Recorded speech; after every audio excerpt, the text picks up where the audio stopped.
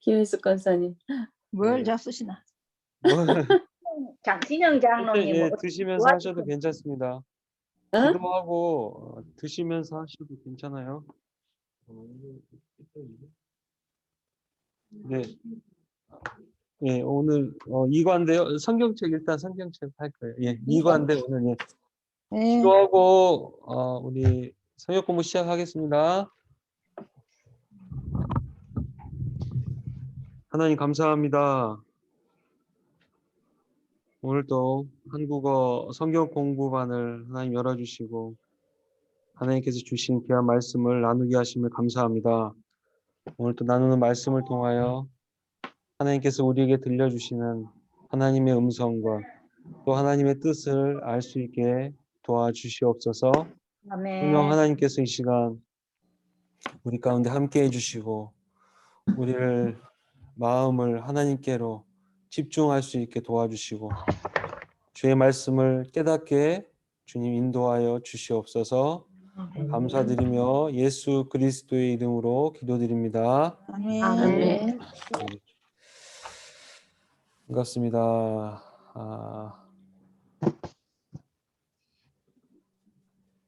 잠시만요.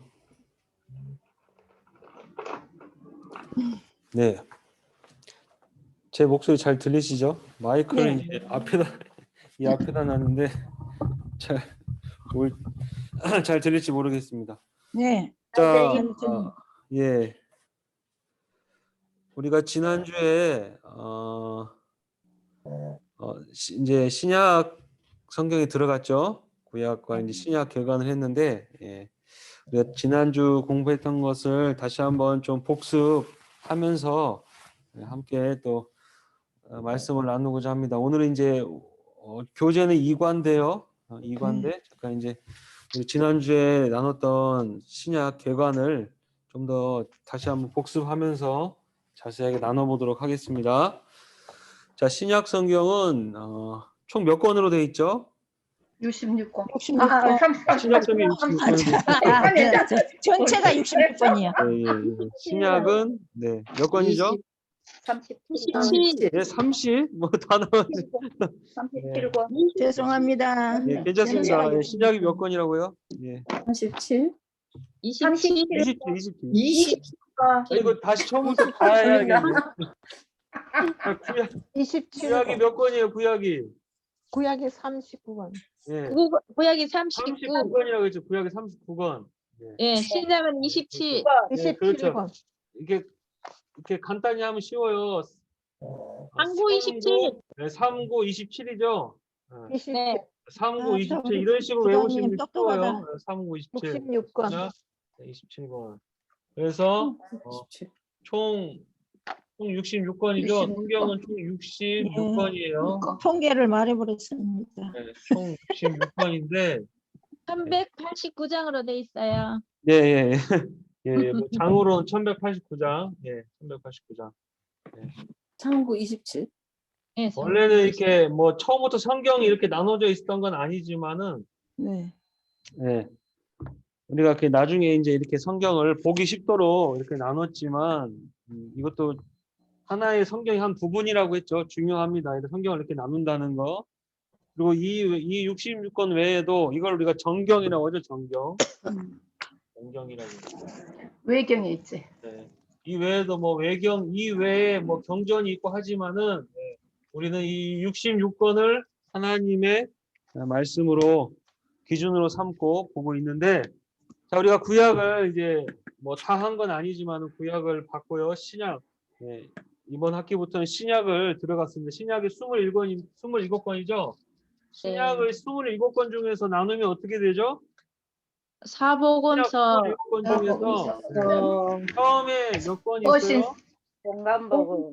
사복음서. 그렇죠. 사복음서가 있어요. 마태, 마가, 누가, 요한. 요한. 그럼 역사서. 예, 이걸 사복음서라고 하죠. 네. 복음서가 있어요. 복음서. 요한. 예수님의 생애에 대해서 기록한 복음서인데 이 중에서 세 권을 뭐라 그랬어요? 세 권을 공간복음. 공간복음. 공간복음이다라고 표현했습니다. 관점이 같다는 거예요. 근데 요한복음은 약간 다른 관점으로 봤다는 거예요. 다른 관점. 이건 이제 시간이 좀 오래 걸리니까 차차 설명을 자세히 해드리겠습니다. 이건 하나님의 아들로서, 이거 물론 사복음서가 다 하나님의 나라, 하나님의 아들로서 오신 예수 그리스도를 가리키는 거지만, 좀 더 요한복음은 하나님의 아들로서 특별히 그분의 어떤 신성을 강조하고 있어요. 신성. 신성이 뭔지 아시죠? 네. 예수 그리스도가 인성이 있죠. 인성이 있고 신성이 있어요. 하나님의 관련된 부분. 요한복음은 그 관점에서 기록된 복음서죠. 요한복음. 예수 그리스도가 진짜 하나님의 아들이시고 결국 그분이 하나님이시다라는 것을 보여주는 게 이제 요한복음이고, 이렇게 복음서 네 복음서가 있고 그 다음에 시작되는 게 뭐예요? 복음서가 끝나면 역사서. 네, 역사서라고도 하고 사도행전이죠. 네, 네. 사도행전이 있습니다. 네, 교회 역사죠, 역사. 네, 말씀하신 대로 교회 역사서라고 보시면 되는데, 신약의 역사서인데 이 사도행전 누가 기록했다고 했어요? 누가? 누가가 이게 이어지는 거죠. 누가복음하고 사도행전 이어져요. 이어집니다, 이게. 네. 누가가 누가복음을 기록하고, 오늘 볼 교재가 이제 누가복음인데, 네. 누가가 누가복음을 기록하고 사도행전을 기록했죠. 근데 누가복음의 수신자가 누구예요? 수신자. 누가복음. 누가복음의 수신자. 한번 누가복음 가서 봐보실래요? 네. 누가복음의 수신자가 누구라고 돼 있어요? 누가복음 1장에 가서 봐보세요. 1장 1절 데오빌로. 3절 보세요. 3절. 3절. 누가복음 데오빌라 1장 각하. 3절에 그 모든 일을 근원부터 자세히 미루어 살핀 나도 누구에게요? 디오빌라 데오빌로라고 하는 사람. 이게 누군지는 정확히 잘 아직 밝혀지지 않았지만 이게 한 개인일 수도 있고 아니면 당시의 교회 공동체라고도 봐요. 네. 뭐 교회 공동체라고도 보는데, 일단 저희는 그냥 말 그대로 성경 그대로 데오빌로라고 하는 사람에게 누가가 예수님에 대해서 자세히 기록했다라고 볼 수 있고요. 그리고 이 데오빌로는 결국 누구냐면 이름에서 나타나 있듯이 헬라인. 네, 헬라. 그래서 헬라인 관점에서 쓰여졌다는 것을 알 수가 있어요. 누가복음은. 즉 그 말은 뭐냐? 마태복음하고 비교했을 때 마태는 수신자가 누구라고 했어요? 유대인. 유대인이죠. 됐나? 네, 맞아요. 유대인이라고 했어요. 유대인하고 비교했을 때는 헬라인은 당연히 하나님의 말씀을 잘 알까요? 모를까요? 모른다고 했어요. 모른다고 했어요. 그래서 누가는 이 데오빌로, 헬라인이었던 데오빌로에게 설명을 할 때 보면 역사적, 객관적,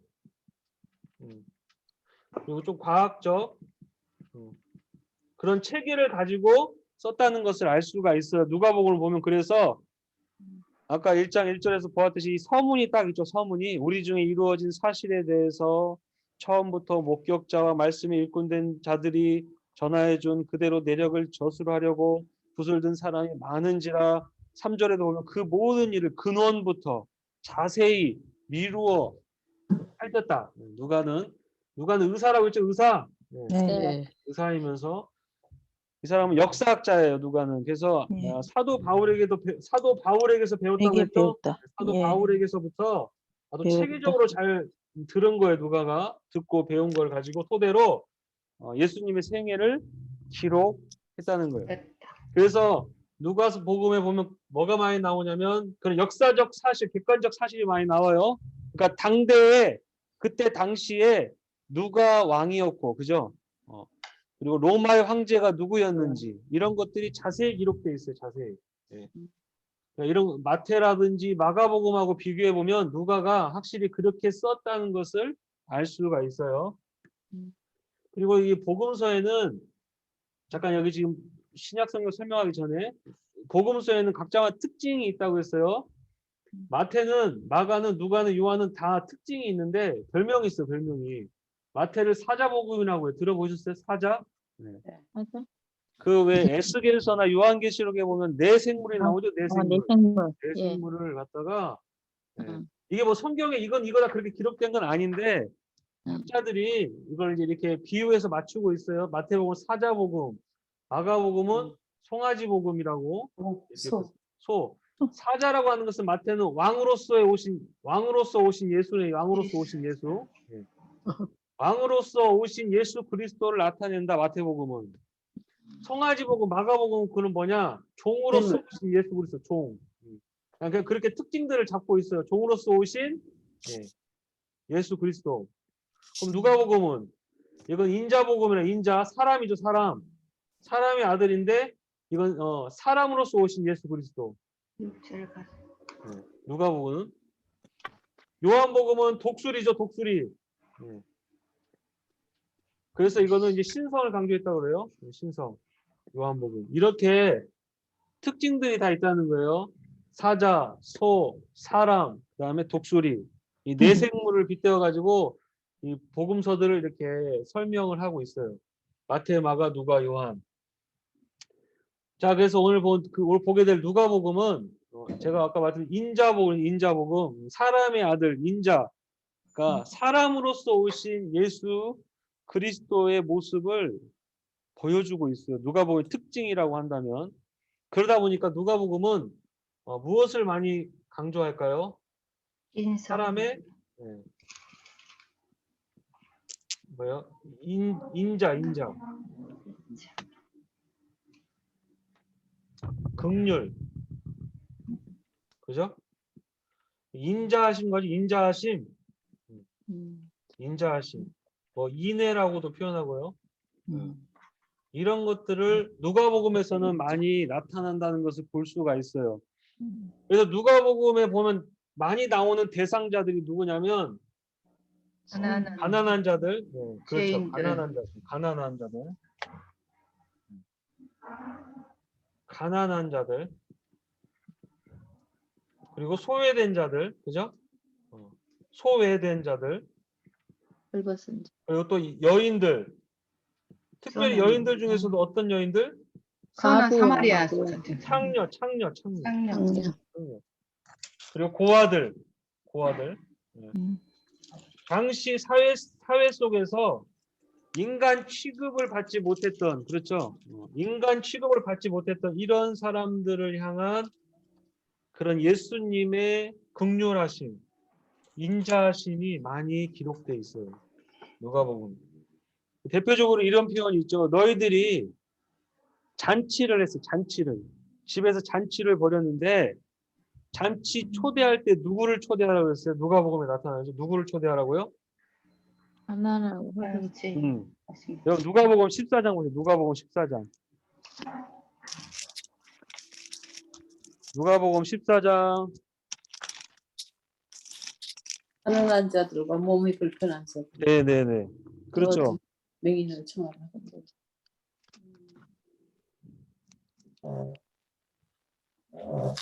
13절. 누가복음 14장. 나병 환자, 네.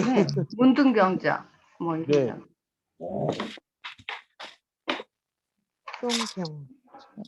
네. 중병. 무인들. 가난한 14절에 13절. 13절, 14절. 네, 13절이죠. 네. 네. 14장 13절. 잔치를 베풀거든 차라리 뭐 하라고요? 가난한 자들, 몸 불편한 자들, 장애인들이죠. 몸에 장애가 있는 사람들, 전원자들, 맹인들을 뭐 하라고요? 초대해라. 청하라. 인자에 대한 인자복음.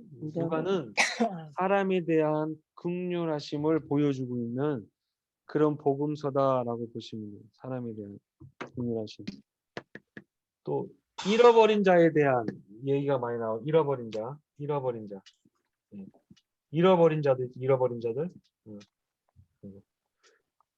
자들에 대한 메시지가 많이 나와요. 잃어버린 자들. 그래서 어떻게 보면 이 누가복음을 수신하게 되는 헬라인들, 이방인들이죠, 이방인들. 이방인들, 너희들은 뭐 하는 자들이라는 거예요? 잃어버린 자들이라는 거예요. 하나님께 잃어버린 자들이라, 잃어버린. 그런 잃어버린 자들, 이방인들을 하나님은 다시 찾기를 원하신다라는 의미가 있는 메시지가 있는 거예요. 누가복음에는. 자, 이렇게 헬라인을 대상으로 누가복음이 기록이 됐다라고 하고 있고, 그 누가가 누가복음이 끝나면 사도행전 가서 보세요. 사도행전 1장. 사도행전 1장 1절에 보세요. 사도행전 1장 1절 뭐라고 쓰여 있나요? 똑같죠? 수신자 똑같죠? 네. 데오빌로요. 내가 먼저 쓴 글이 어떤 거예요? 누가복음. 그렇죠. 그 누가복음. 말이에요. 내가 먼저 쓴 글에는 누가복음을 말하는 거예요. 우리 예수께서 행하시며 가르치시기를 시작하신부터 그가 택하신 사도들에게 성령으로 명하시고 승천하신 날까지 일을 기록하였느니라. 예. 누가복음에는 딱 그렇게 기록됐다는 거예요. 그러면서 이제 사도행전은 그러면서 그 다음 이야기를 누가가 저술 하고 있는 거죠. 이제 어떻게 보면 초대교회의 역사를 시작을 하는 거예요. 자, 근데 지금 또 누가복음에 대해서 더 설명할 게 많은데 누가복음 들어가면 설명을 드릴게요. 자, 이거 치우고, 자, 이제 사도행전을 기록이 되고 그 다음에 나오는 책이 뭐죠? 바울 서신. 로마서. 바울 서신. 바울, 거의 신약은 바울 서신이 다 썼다고 해도 과언이 아니죠. 네. 바울 서신이 13서신을 썼다고 봐요. 엄청나게 많은 책을 27 중에 13개가 다 바울 서신이라고 보고 있어요. 사도행전에 그런 뭐 나중에 설명을 드릴게요. 바울 서신을 쭉 썼죠. 좀 많은 성경들을 썼습니다. 그리고 그 서신서 바울 서신 외에도 또 어떤 서신이 있어요? 공동 무슨 서신. 공동 서신이라고도 하고, 예. 일반 예언서. 서신이라고도 하고 뭐 그런 서신들이 있죠. 예. 네. 그런 서신들도 쭉 나와요. 뭐 예를 들어서 뭐 베드로가 쓴 서신 있죠. 네. 또 야고보. 그래서 이 야고보는 어떤 야고보예요? 예수의 동생? 예. 사도 야고보가 아니에요. 사도 야고보가 아니에요. 사도 예수님의 제자 야고보와 요한이 있죠. 예. 세베대의 아들들. 그게 아니라 이 야고보는 예수님의 육신의 동생으로 육신의 동생. 예수님의 육신적인 동생, 육신의 동생. 야고보. 이 야고보가 초대교회 예루살렘 공동체에 초대교회가 있었죠. 그 사도행전 15장에 보면 예루살렘 교회 초대교회의 총회장. 야고보가요. 그만큼 권위가 있었어요. 야고보가. 아마 예수님의 육신의 제자 동생이다 보니까 그랬는지 어쨌는지 모르겠지만 그만큼 그 야고보가 서신을 썼죠. 야고보서를 썼어요. 야고보 서신을 쓴 거예요. 베드로, 야고보, 또 유다도 있죠. 유다. 네. 유다 서신. 이 유다는 뭐예요? 유다는 또 가론 유다 아니에요. 예. 가론 유다가 예수님의 제자인 유다가 또 썼고. 유다가 어떻게 많은지. 네, 유다가 많죠. 예, 유다 많죠. 그리고 뭐 요한 1, 2, 3, 4 요한계시록은 다 사도 요한이 썼죠. 나머지 요한, 사도 요한이 또 다 썼고. 옥중서신도 있잖아요.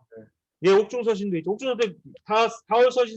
바울 서신 안에 들어가 있지. 옥중서신. 옥중서신이라고 예, 말씀 잘하셨습니다. 옥중서신은 바울이 옥중에서 쓴 거죠. 옥중에 있을 때 쓴 거죠. 에베소서, 빌립보서, 골로새서, 빌레몬서 이런 것들이 다 옥중서신이죠. 그리고 바울이 특별히 개인에게 쓴 서신도 있어요. 개인 누구요? 디모데. 디모데서. 디도. 이런 디모데. 목회자에게. 저 같은 사람이 많이 반복해서 읽는 책이 이런 거예요.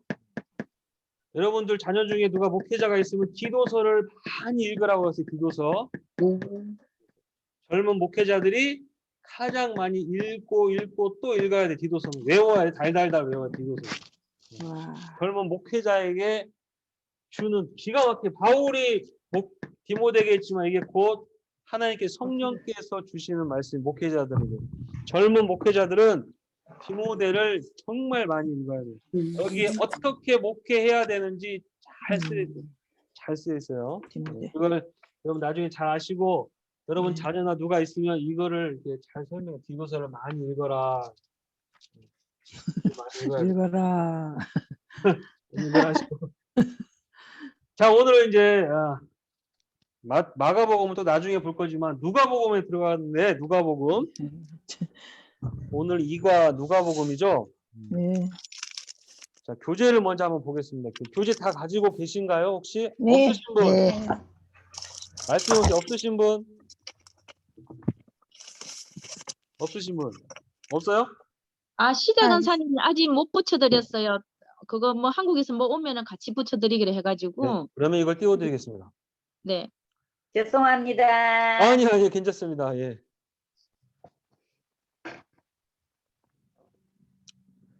네.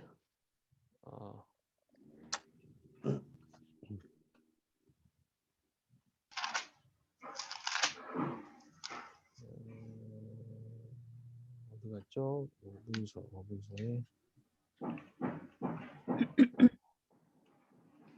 오늘이 아이고 몇 시간인데.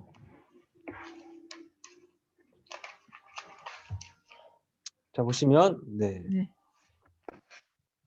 보이시나요 혹시? 네, 잘 보입니다. 네. 자, 누가복음이 들려주는 기다림의 은총이다. 기다림. 누가복음 먼저 2장 가서 말씀 보겠습니다. 누가복음 2장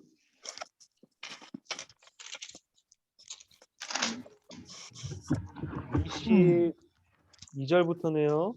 22절에 39절. 네. 누가복음 22장 22절부터 39절까지인데 우리 한번 읽어보겠습니다. 같이. 다 같이 합동으로 읽어볼게요. 시작.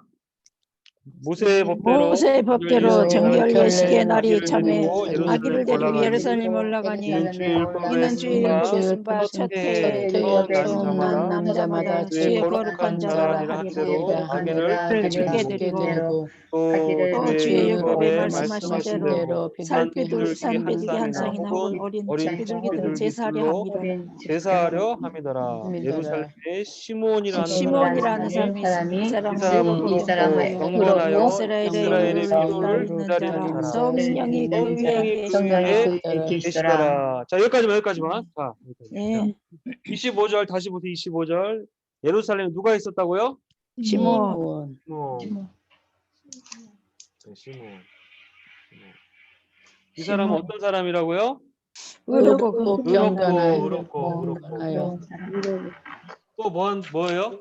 경건한 사람. 경건. 성령의 교회 그래서 뭐한 사람이라고요? 이대로 기다리는 자라. 그렇죠. 의롭고 경건하고 이스라엘 위로를 기다리는 자죠. 기다리는 자. 성령이 그에 계시더라. 가장 중요한 게 있습니다. 여기서 뭐였어요? 성령이 그에 계시더라. 성령 충만한 사람이라는 거죠. 예. 성령. 이게 왜 중요하냐면요. 누가복음에서 가장 또 핵심적으로 등장하는 게 뭐예요? 성령. 그러니까 사도행전을 다른 말로 무슨 행전이라고 그래요? 성령 행전이라고도 표현하죠. 성령 행전. 누가복음을 기록할 때부터 가장 중요하게 여겼던 게 뭐냐면 성령이에요. 초대교회 역사는 성령의 역사라는 거죠.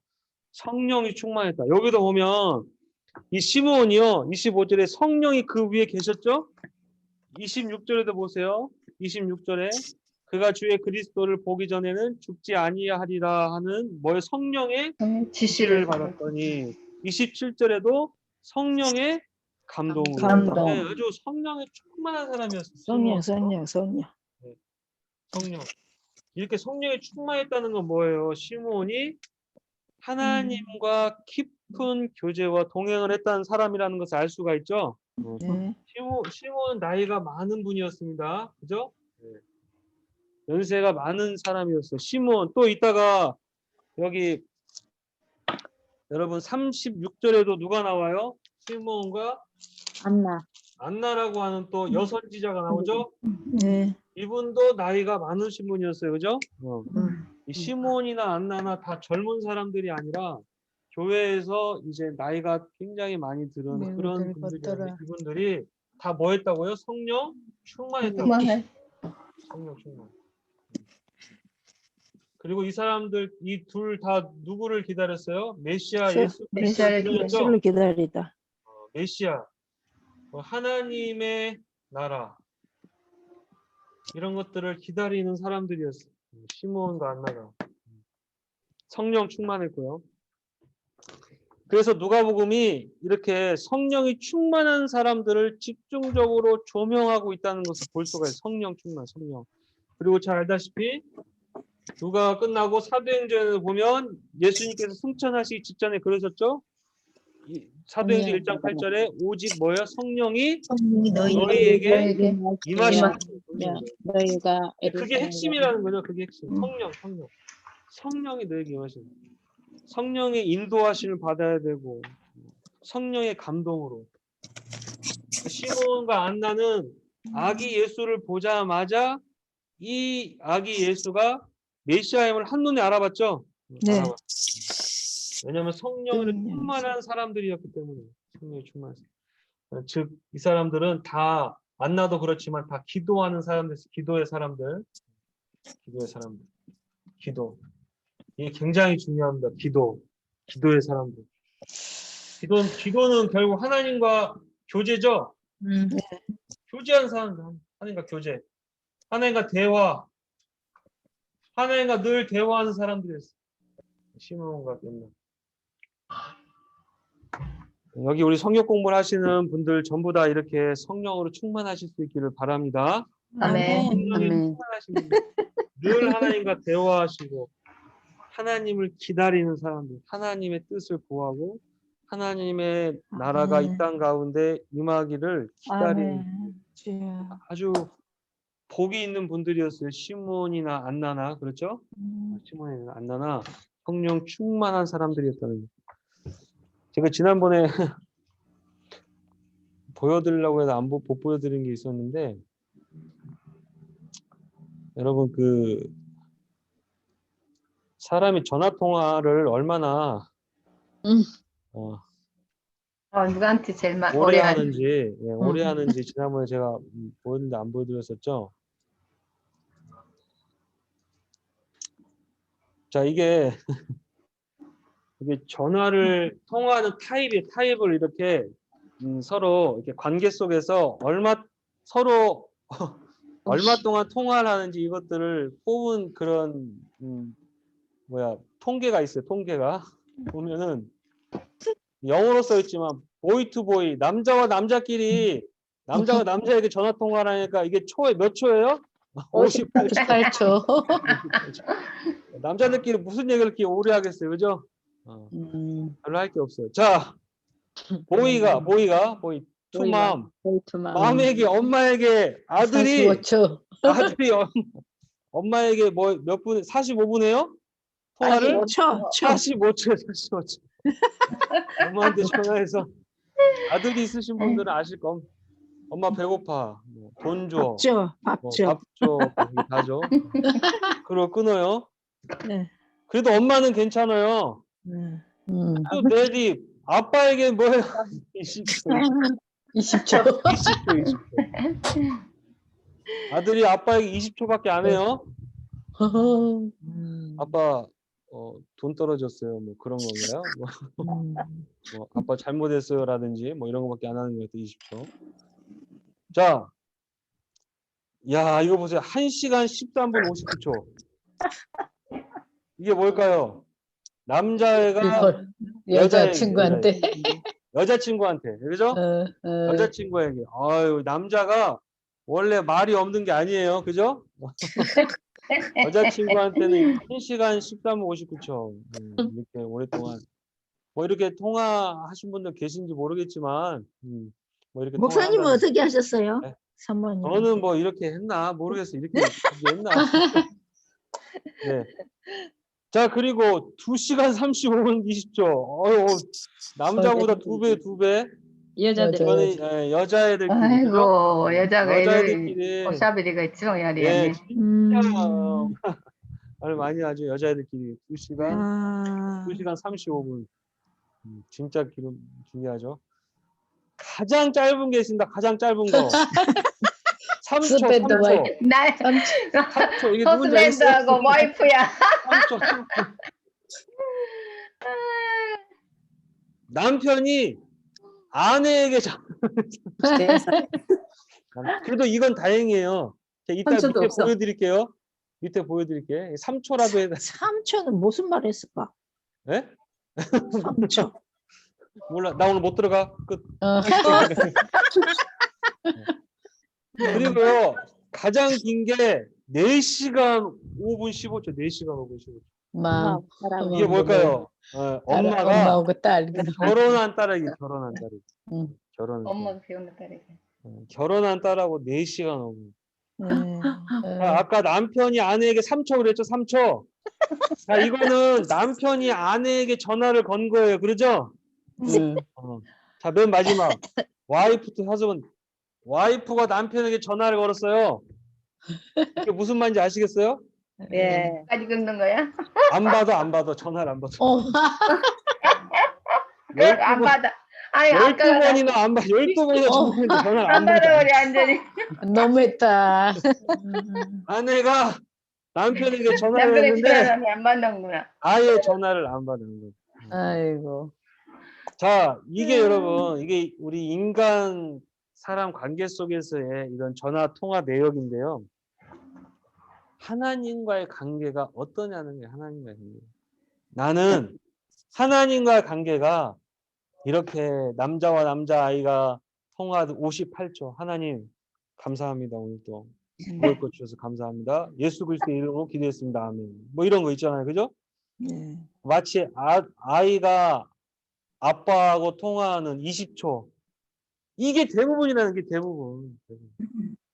남자들 기도하는 시간이 이것도 20초도 안 되면 그리고 나머지 대부분은 다 이거죠. 와이프 투 허즈밴드. 아무리 하나님이 마음문을 두들기고 만나고 싶다고 대화하고 싶다고 얘기를 해도 뭐예요? 안 받아. 안 받아. 아무런 반응이 없는 관심도 없고 이게 대부분이나 대부분. 이게 교제가 되고 있는 겁니까? 이게 남편하고 와이프 이게 가정이 건강한 가정인가요? 응? 이게 건강한 가정입니까? 와이프가 얼마나 12번이나 전화를 안 받을까요? 속상한 거지. 이 남편이 도대체 뭐 하고 있을까요? 1번 열심히 일하고 있다. 2번 다른 여자를 만나고 있다. 1번. 거의 대부분 2번. 1번. 여러분 하나님이 맙소사. 우리를 찾고 있는데 우리가 뭐 하고 있다고? 우리가 열심히 일하고 있다고? 아니요.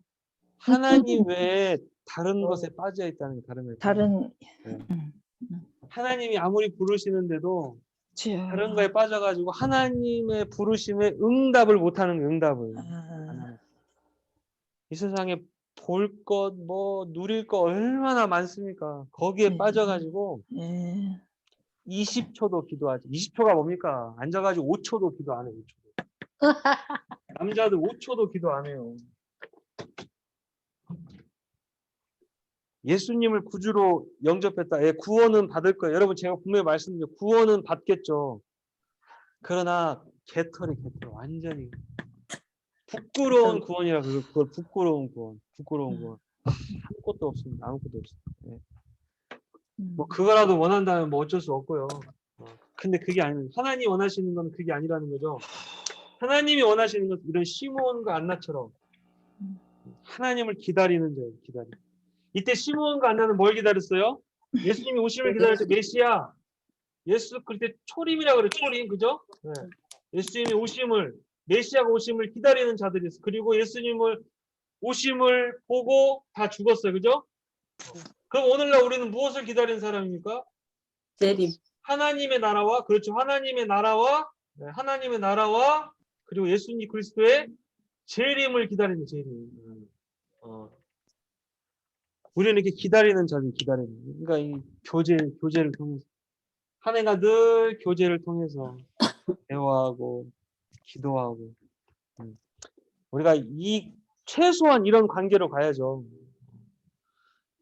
이 결혼한 딸과 엄마의 관계 최소한 4시간, 최소한 4시간, 최소한 4시간, 최소한 4시간 아시겠죠? 우와. 최소한. 우와. 엄마하고 통화하면서 얼마나 딸이 위로를 받습니까? 그죠? 네. 딸이 엄마하고 통화하면서 모든 걸 다 털어놓고 또 위로를 받고 해답을 얻고 다 그러죠. 똑같다는. 하나님과 교제를 통해서 4시간. 이렇게 교제를 해야 돼. 이렇게 교제. 하나님과 깊은 교제. 자, 그래요. 다시 성경을 보시면 누가복음에 시므온이 그런 사람이었다는 거예요. 시므온 다시 2장에 보세요.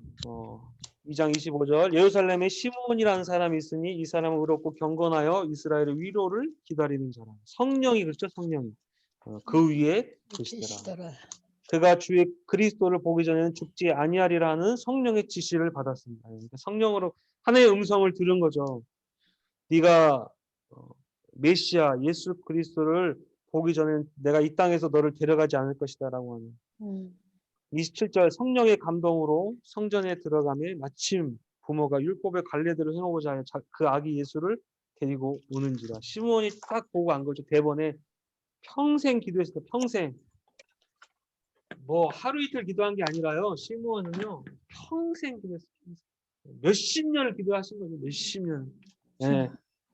그래 드디어 그 기도에 이루어진 거죠. 기도가 이루어진 거 드디어. 하나님의 약속이 언약이 말씀이 이루어진 거예요.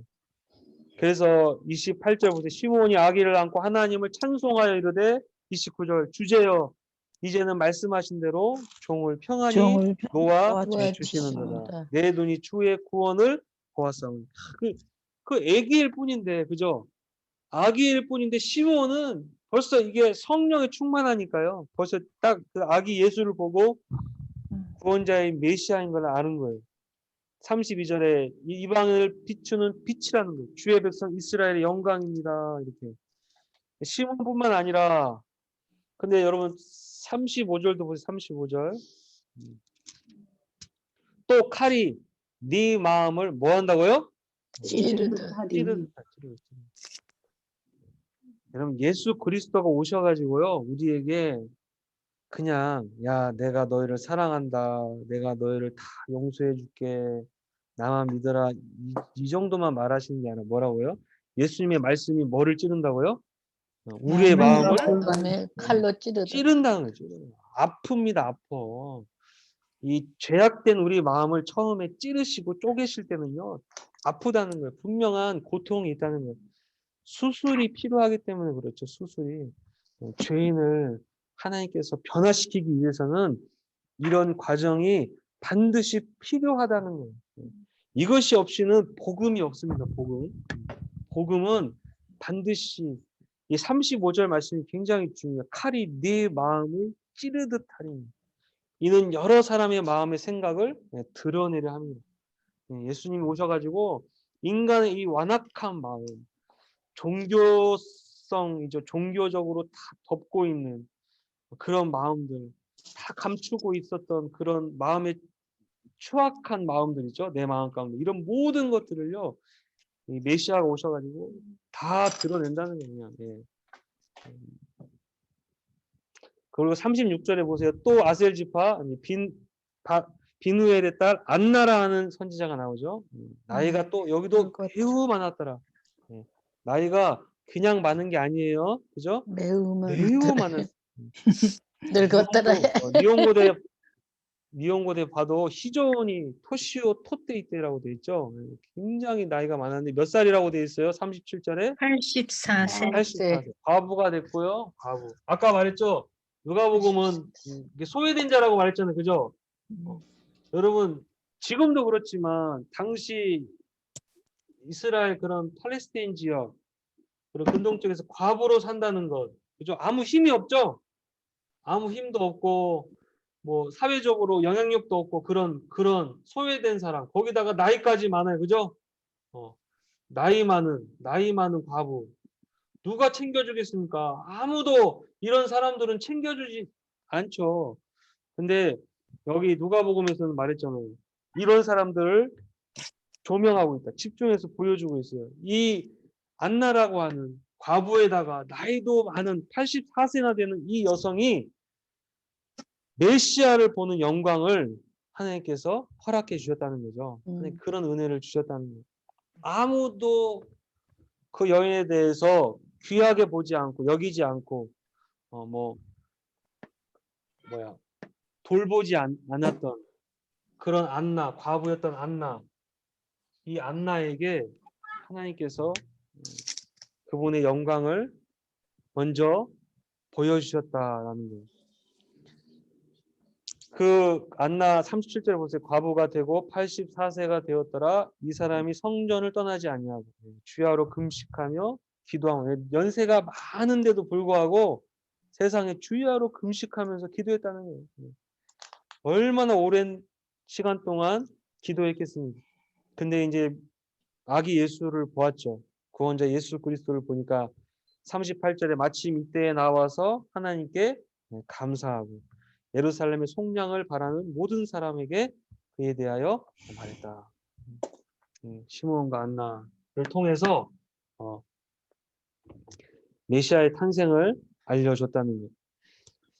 그래서 오늘 책에 보면 누가복음이 들려주는 기다림의 은총을 기다리는 사람.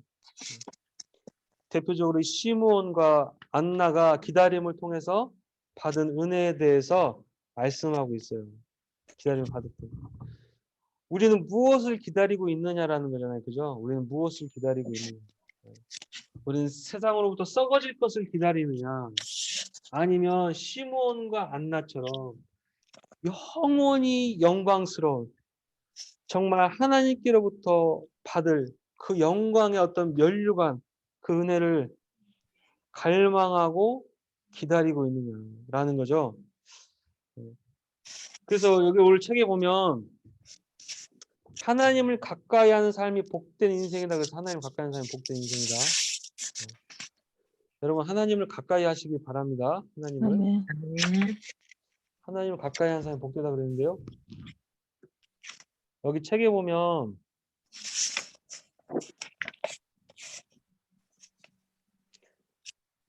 여러분 시편 73편 28절 말씀이죠. 하나님께 가까이 하는 것이 복이 됩니다 그랬는데, 여러분 시편 73편에 가서 봐보세요. 시편 73편.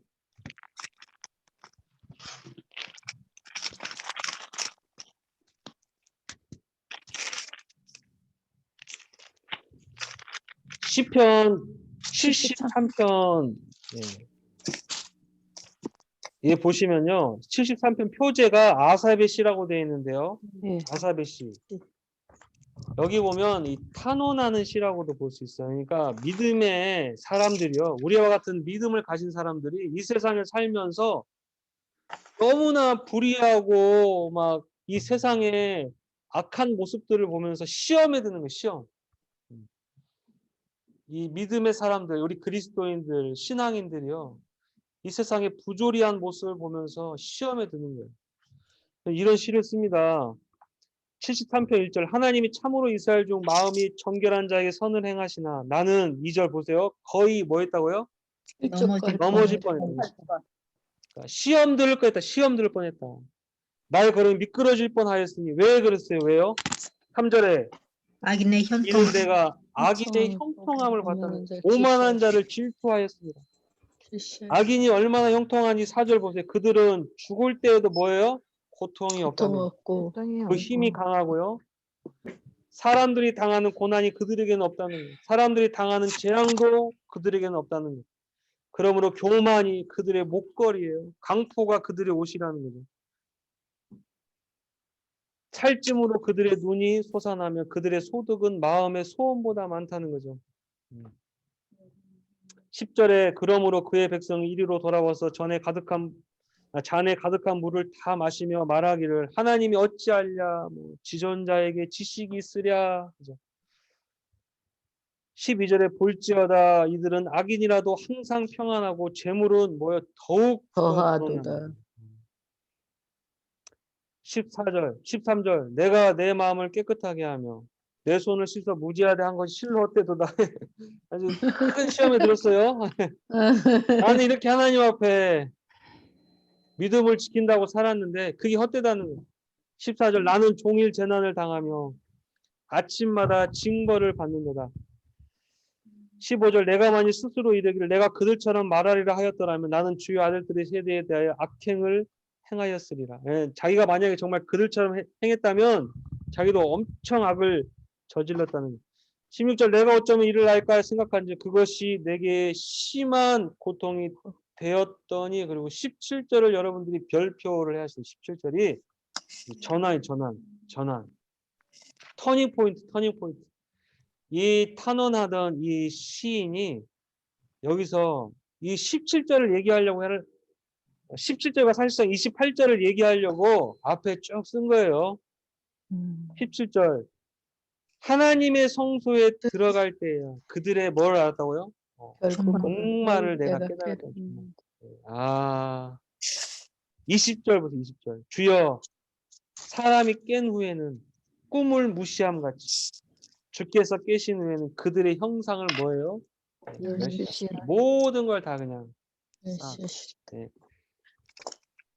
악인이 형통하는 것 같고 이 세상에서 죽을 때조차도 하나님 무시하고요. 하나님 믿지 않는 게 정도가 아니라 하나님 무시하고 하나님 믿는 사람들 핍박하고 그런 모든 사람들의 종말이 이 19절 그들이 어찌하여 그리 갑자기 황폐되었는고 놀랄 정도로 그들은 전멸하였네. 그냥 완전히 사라지는 하나님 앞에서 완전히 사라지는. 그래서 28절에 보세요. 28절에 하나님께 가까이함이 내게 복이라는 거예요. 그게 가장 큰 복이구나. 이 땅에서 좀 잘 사는 게 복이 아니라 내가 하나님을 만나고 예수 그리스도를 믿음을 통해서 내가 구원을 받았다고 하는 거예요. 그것이 뭐라고요? 가장 큰 복이라는 복이로다. 가장 큰 복이에요. 내가 하나님을 뭐 젊었을 때 만났든 뭐 연세가 드셔서 만났든 중요한 게 아니에요. 일단 하나님을 만났다고 하는 게 뭐라고요? 복이다. 큰 복이라는 거예요. 아멘. 어마어마한 복이라는 거예요. 아멘. 말로 표현이 안 되잖아요. 어떻게 나 같은 자가 하나님을 만났어? 아니면 다 죽음이에요, 죽음. 그냥 죽음을 끝나면 또 좋죠. 그냥 죽어서 끝난다면야 뭐 어차피 죽으면 끝나는데 그 죽음이 끝이 아니라는 거죠, 그죠? 죽음이 끝이 아니라 죽음 뒤에 반드시 심판이 있고 그 심판 뒤에 지옥은요. 여러분 이게 사람을 뭐 무섭게 만들어 가지고 뭐 교회 다니게 한다고 막 세상 사람들 그래 그죠? 교회 다니게 하려고 목사들이 막 거짓말 한다고. 아니야. 예수님이 뭐라고 했어요? 예수님이 뭐라고 하셨어요? 기억나십니까?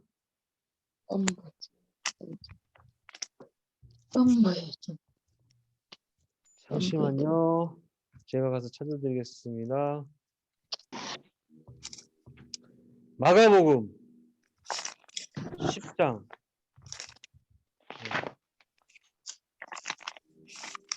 마가복음 10장 43절. 마가복음 10장 43절.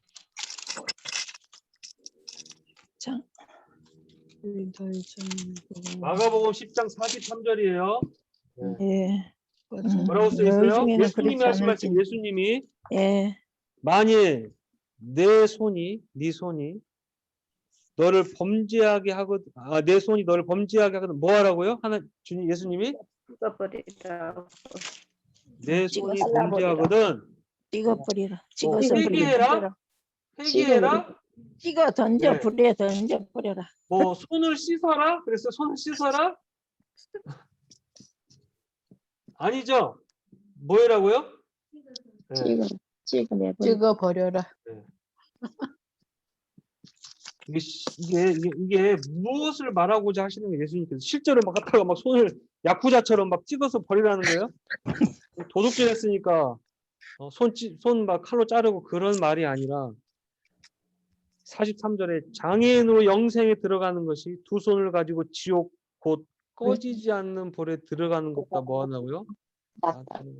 낫다는 그만큼 지옥 이 말은 찍어버리라가 중요한 게 아니라 지옥에 가면 된다 안 된다요?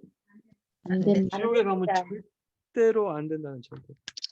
하나님이 우리를 지옥에 보내고 싶어서 가는 게 아니라 우리들이 우리가 선택하는 우리가 지옥을 선택하는 거예요. 우리가 가면 안 된다는 거예요. 절대로 가면 안 돼. 찍어버려라. 45절에도 네 발이 너를 범죄하거든 찍어버려라. 눈이 너를 범죄하거든 뭐라고 눈을 빼버리라. 예수님이 이 정도로 말씀하실 정도면 얼마나 지옥이 무시무시한 줄 알아요. 그러니까 하나님께 버림받는다는 거, 하나님께 버림받아서 심판받는다는 것이 얼마나 무서운지. 48절에도 보세요. 거기에서는 구더기도 죽지 않고 불도 꺼지지 아니하느니라 그랬죠. 그만큼 무시무시한 죄를 가진 인간이 이 땅에서 그냥 내 마음대로 살다가 죽으면 그게 끝이 아니라 거기서 심판이 이제 있다는 거죠. 이 땅에서 당하는 고난, 이 땅에서 재판받는 거는 아무것도 아니에요. 내가 죄를 지어서 이 땅에서 그 죄의 대가로 감옥에도 가고 뭐 이런 건 아무것도 아니라는 거예요. 이런 건 아무것도. 내가 몸이 불구가 되는 한이 있어도 뭐 하라는 거예요? 이 말씀은 네가 하나님을 믿고 구원 받아야 된다는 거죠. 그게 중요하다는 거예요. 그게 가장 중요해요. 근데 우리는 이렇게 하나님을 알게 되었고 믿게 되었고 구원받았으니 이것이 은혜입니까? 아닙니까? 이게 말할 수 없는 은혜죠. 말할 수 없는. 아멘. 이걸 어떻게 설명할 수 있겠습니까? 말할 수 없는. 제가 최근에 그 간증 영상을 하나 본 게 있는데요. 여러분 저보다 더 잘 아실 거예요. 저는 좀 옛날 분이라 잘 몰랐는데 그럼 고구마 전도왕 아세요? 고구마? 네. 여기 우리 교회도 오셨었나요? 안 왔어요. 김기동 목사님 아시죠? 네. 이분 간증 다 들어보셨어요? 네. 그 새롭게 하소서에서 최근에 이렇게 나오셔가지고 간증을 하셨더라고요. 새롭게 하소서 들었는데 이분이 원래 불교였죠. 네. 불교 신자였고 또 부모님이 그런 불교 신자였는데 이분이 어떻게 참 돌아왔는지 그 내용은 다 들었을 거예요, 그죠? 어떻게 하나님께 돌아와가지고 또 목사까지 되셨는지 들어보면 참 기가 막히죠. 하나님이 그렇게까지 해서라도 이 김기동 목사님과 그의 가족을 구원으로 인도하시는 거 보면은 정말 놀랍습니다. 하나님께 구원받는다는 것이 얼마나 놀라운 은혜인지. 그리고 이분이 이제 전도를 하는데, 그죠? 이 세상의 모든 사람을 고구마로 비유해서 얘기를 하시더라고요. 그죠? 고구마로. 그러니까 익은 사람이 있고, 그죠? 익은 사람이 있고, 아예 완전 익지 않은 생 고구마가 있다는 거죠. 그죠? 전도할 때마다. 그러니까 전도를 왜 하는 거냐? 익은 고구마를 찾기 위해서, 그죠? 익은 고구마. 즉 뭐예요? 준비된 사람이지, 준비된 사람. 하나님께서 준비시킨 그 사람을 찾아서 준비시키려고 하는 거예요. 무슨 말인지 아시겠어요? 하나님께서 준비시켜 놓은 사람, 준비된 사람이 있습니다. 준비된 사람이. 그 사람을 찾는 행위가 전도예요, 전도. 우리가 하는 행위가 전도. 찾아서 뭐 한다고요? 준비시킨다고. 무슨 말이냐면 준비시킨다는 게 뭐냐면요. 깨어서 기도하고 하나님과 동행하도록 만든다는 거예요. 네. 준비시킨다고. 이게 굉장히 중요해요, 여러분. 준비된 사람을 찾아서 준비시키는 거예요. 여러분, 우리가 누가복음 아까 누가복음 다시 가서 누가복음 1장에는 세례 요한의 탄생 이야기가 나오죠. 세례 요한. 예. 세례 요한의 사명이 뭐였는지 아세요? 세례 요한의 사명?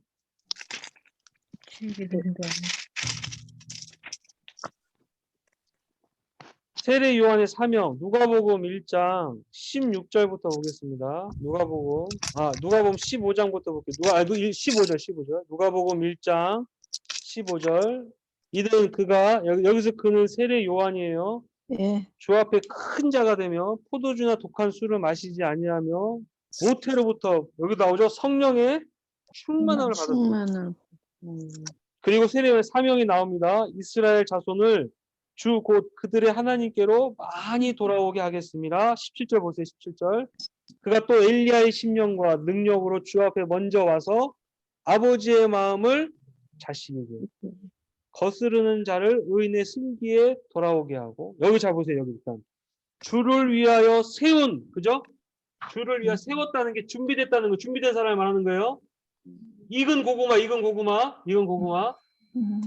주를 위해 세운 백성을 뭐 한다고요? 준비시킨다는 거예요. 준비시킨다는 거예요. 준비하는 거예요.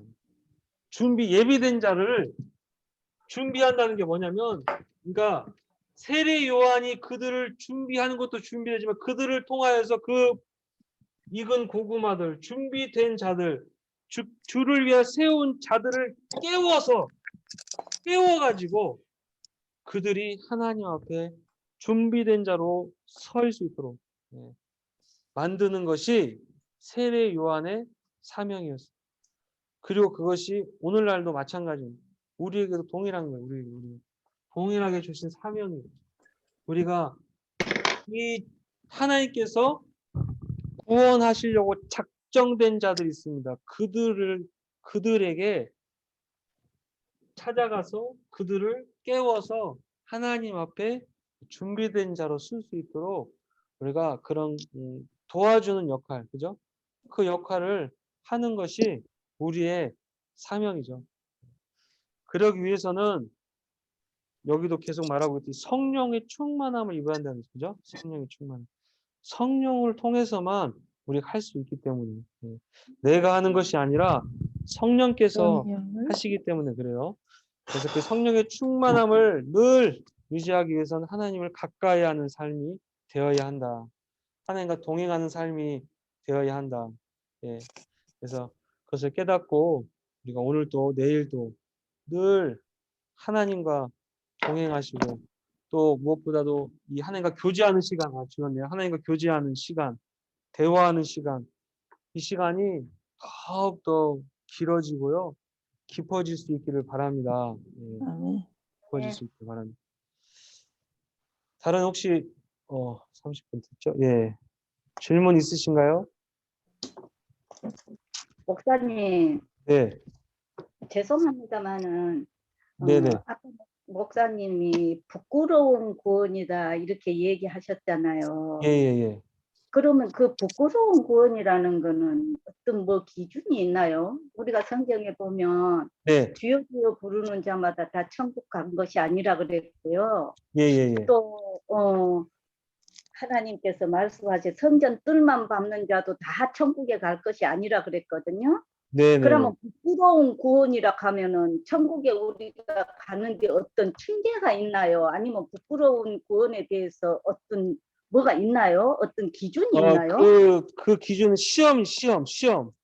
예? 시험? 시험을 받았을 때, 환난이나 시험을 받았을 때 그때 드러난다는 거예요. 한라인의 시험을 받았을 때 예. 그때 그러니까 불을 예. 지나가게 하죠. 불 가운데 지나갈 때 시험이라고 하는데 그 가운데 이제 그러니까 부끄러운 구원을 거기서 말하는 거예요. 불 가운데서 건짐을 받은 것과 같은 사람이 있다는 거죠. 불 가운데 건짐을 받은 것 같은 그런 네. 사람. 그러니까 그냥 완전히 그러니까 썬데이 크리스찬이라 그러죠. 그냥 교회만 왔다 갔다 네. 하면서 종교 활동한 사람들에게는 그런 부끄러운 구원이 있다는 거예요. 예, 정말 불 가운데서 우리가 집에 불 났을 때에 거기서 뛰쳐나올 때 어떻습니까? 무슨 옷을 차려입고 뭐 제대로 차려입고 뭐 집에 있는 귀중품 가지고 나올 시간이 없죠. 네네. 그냥 그 집에서 뛰쳐나오느라 정신이 없죠. 뭐 화장실에 있든지 뭘 하고 있든지 발가벗은 채로 뛰어나오는 것처럼 부끄러운 게 있으면 일단 살려고 뛰어나오잖아요. 그런 것과 네. 똑같다라는 거예요. 그래서 그걸 부끄러운 구원이다라고 표현해. 부끄러운 구원. 그렇게 그런 부끄러운 구원을 받지 않도록 너희들이 다름질하라. 그 말이야. 다름질하라. 잠시만요. 제가 그 말씀을 찾아드릴게요.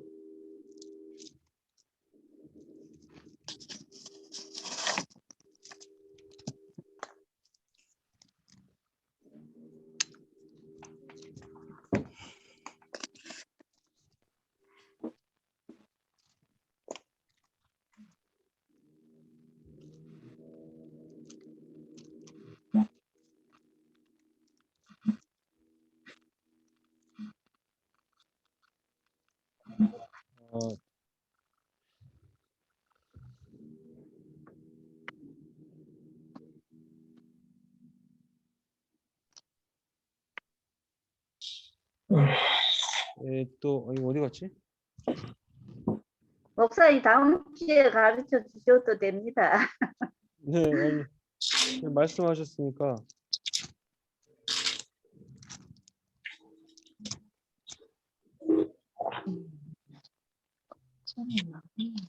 잠시만요.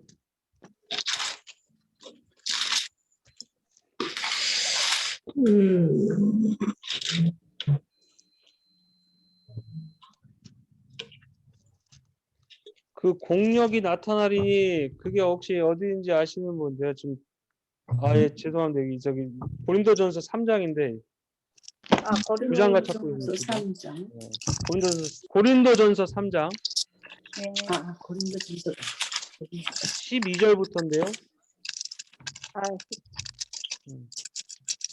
고린도전서 3장 12절. 네. 이걸 기준으로 부끄러운 구원을 말하는 거예요. 고린도전서 3장 12절 찾으셨어요? 네. 3장 12절. 만일 누구든지 금이나 은이나 보석이나 아무 폴이나 짚으로 이 터에 세우면 각 사람의 네. 뭐가 나타난다고요? 공적이 나타난다고. 공력이. 그날이 공적을 밝히리니 이는 불로 나타내고 불이요 불. 시험과 네. 연단을 통해 나타낸다는 거예요. 네. 네. 그 불이 각 사람의 공적이 어떠한 것을 나오자 시험할 것이라. 만약 누구든지 그 위에 세운 공적이 그대로 있으면 뭘 받아요? 상을 받고요. 여러분 나는 상 안 받아도 돼요. 절대 그런 거 아니에요. 히브리서 11장에 나오죠. 믿음이 없이 하나님을 기쁘시게 할 수 없나니 뭐라고 했어요? 믿는 자는 하나님 살아계신 것과 상 주시는 힘을 그가 믿어야 상 주신 힘을 믿어야 할지 않겠죠? 상 받기를 여러분 사모하셔야 돼요. 그냥 나는 구원받은 것도 은혜인데 하나님은 그걸 원하신 그런 수준을 원하는 게 아니에요. 우리를 구원하신 그런 수준을 원하는. 근데 여기 보세요. 14절에 만약 누구든지 그 위에 세운 공적이 그대로 있으면 상을 받고 누구든지 그 공적이 불타면 해를 받으리 그랬죠? 예. 해를 받는다 해.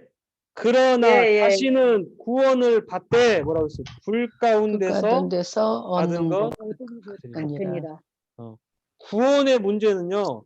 예수 그리스도 십자가를 통해서 우리가 그걸 믿음으로 구원은 주어진 거예요. 은혜로. 어떤 누구의 무슨 내가 여기다가 더 열심히 하고 뭐 아무 상관없어요. 네. 구원은 전적인 하나님의 선물이고 은혜고 주어지는 거예요. 믿는 자에게 주시는 전적인 하나님 은혜입니다. 은혜니까 그러니까 그걸 말하는 구원은 받는다는 거예요. 구원은 반드시 받아요. 구원은 받지만 여기 말하고 있는 것처럼 불 가운데서 받은 것 같은 부끄러운 구원이다. 부끄러운 구원. 그런 구원이라는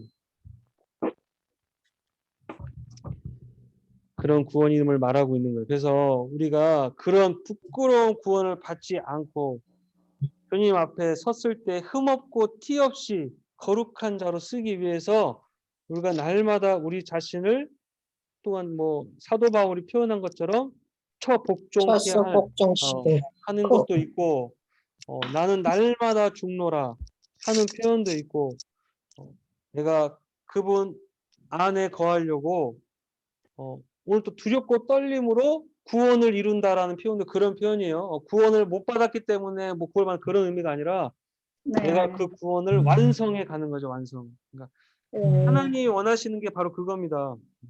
그러니까 로마서 마지막 이거 한번 보고 마칠게요. 로마서 8장 30절을 보세요. 로마서 8장 30절. 로마서 8장 30절이에요. 또 미리 정하신 그들을 또한 부르셨다. 이미 택하시고 준비된 사람이 있다고 준비된 자들을 준비된 자들을 로마서 8장 30절 정하신 그들을 또한 부르셨어요. 뭐 이렇게 전도라든지 뭐 다양한 방법을 통해서 부르셨어요. 부르신 그들을 또한 뭐라고 했어요? 의롭다 하셨어요. 예수 그리스도 이신 칭의를 하시고 거기서 끝난 게 아니에요. 뭐라고 했어요? 의롭다 하신 그들을 또한 어떻게 하셨다고요? 영화롭게 하셨다. 이 단계까지 나아가는 거죠. 우리가 영화롭게. 그리스도의 장성한 분량에 이르기까지, 그죠? 우리는 거듭났기 때문에 성장을 해야 돼, 성장.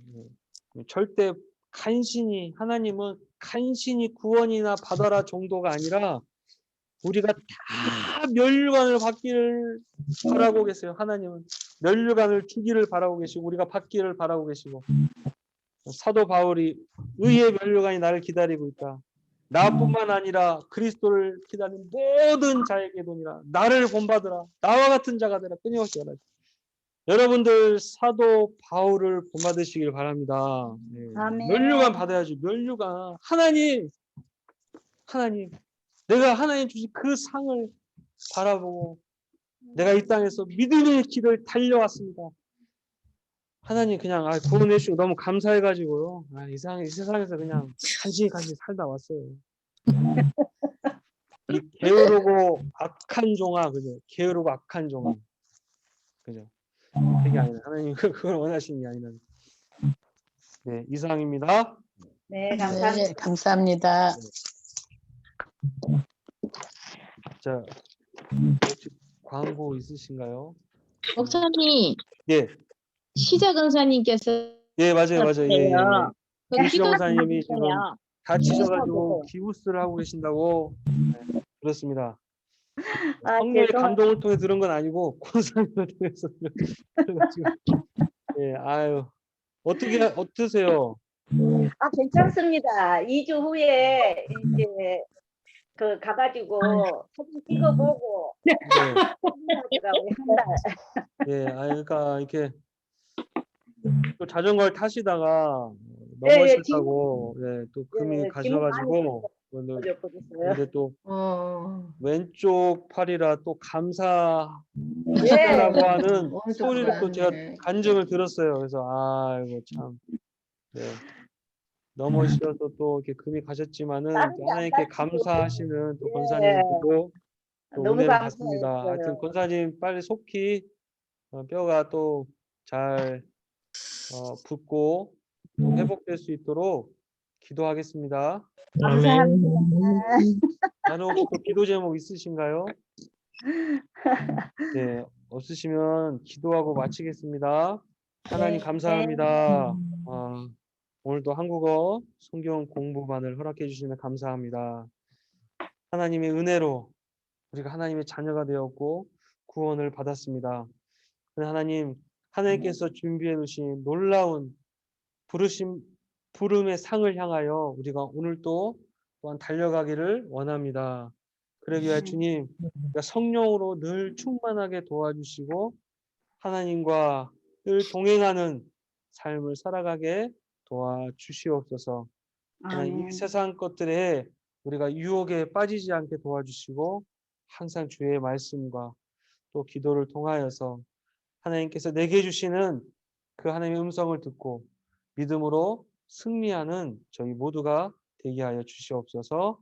아멘. 김시자 권사님을 위해서 기도합니다. 하나님께서 네. 주님, 뜻하지 않는 사고로 왼쪽 팔에 또 뼈에 금이 갔습니다. 하나님께서 주님 이 시간 친히 위로하여 주시고 만져주시고 치유하여 주시고 회복시켜 주시옵소서. 아멘. 이런 시간들을 통하여 하나님의 놀라우신 사랑하심과 인도하심을 더 깊이 깨닫는 귀한 시간들이 다 되게 하여 주시옵소서. 아멘. 코로나가 또한 계속되고 있고 여전히 또 고통 가운데 아픔 가운데 있는 환우들이 있습니다.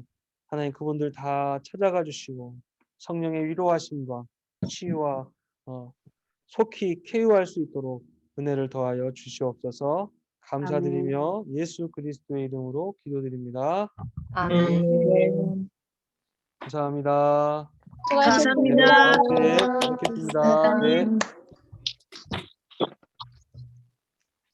저기 그 3층에는 몇 분 아, 계시나요? 여기 권사님 한 분 오셨어요, 한 분. 네, 알겠습니다. 네.